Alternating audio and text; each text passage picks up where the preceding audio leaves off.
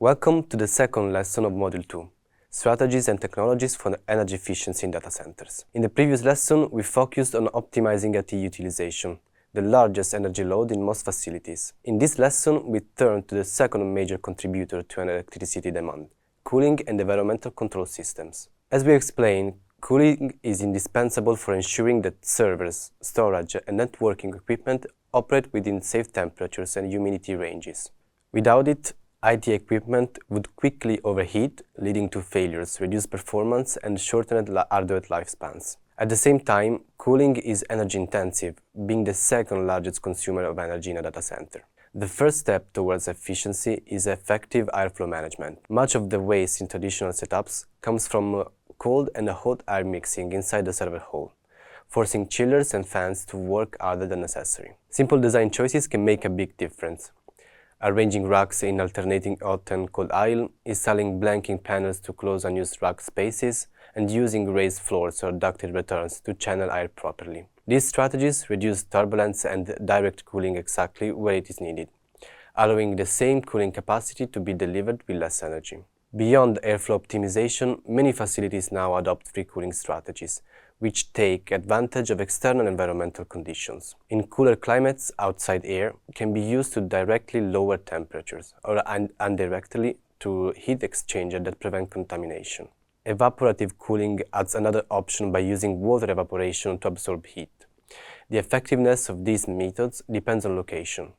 A data center in Northern Europe may rely on free cooling for most of the year, while one in a tropical climate will depend more on mechanical refrigeration. Nevertheless, whether feasible, free cooling can cut energy use dramatically, sometimes halving the need for chillers.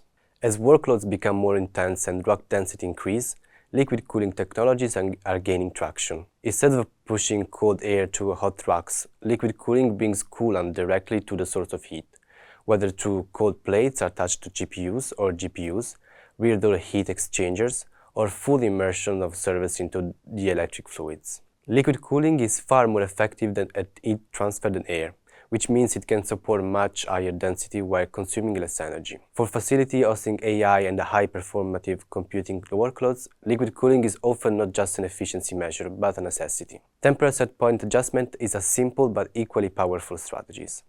Many data centers still operate at unnecessarily low set points, often between 18 and 20 degrees, out of caution or legacy practices. However, studies and industry guidelines demonstrate that the IT equipment can tolerate higher operating temperatures without compromising reliability. ASHRAE recommends a typical range of 20-25 degrees, with allowable ranges up to 27-28 under recommended conditions, and even 32 within allowable limits. Raising the set point reduces the cooling load because the temperature difference between indoor and outdoor environments becomes smaller, lowering the energy required for heat removal. However, this must be carefully balanced with fan speeds, humidity control, and specific IT equipment tolerances, as pushing temperatures too high can lead to hidden inefficiency in auxiliary systems. As we have seen, the efficiency of cooling systems is often evaluated using the coefficient of performance.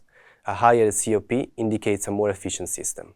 Optimizing COP involves both technology and operations. Selecting high-efficiency chillers and pumps, maintaining equipment to avoid performance degradation, and adjusting operating conditions to maintain the system near its optimal point. Comparing COP values across systems over time helps operators identify opportunities for upgrades or operational changes. Sustainability considerations are also increasingly shaping cooling strategies. The choice of refrigerants is critical, as traditional refrigerants often have a high global warming potential. Transitioning to low GWP refrigerants reduces the indirect climate impact of cooling operations. Similarly, energy-efficient chillers with variable speed drivers and magnetic bearing compressors offer both improved performance and reduced environmental impact. In some regions, water usage is also a concern.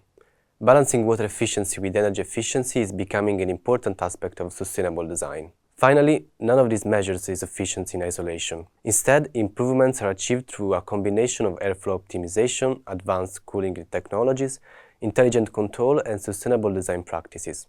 A well-optimized cooling system not only reduces energy consumption, but also extends the lifespan of IT equipment, supports higher server densities, and ensures the resilience of the data center under varying load and external conditions. In conclusion, cooling is not just the second largest source of energy demand in data centers, but also one of the richest areas for improvements. By combining strategies such as airflow containment, free cooling, liquid cooling, set point adjustment, operators can achieve substantial reduction in energy consumption.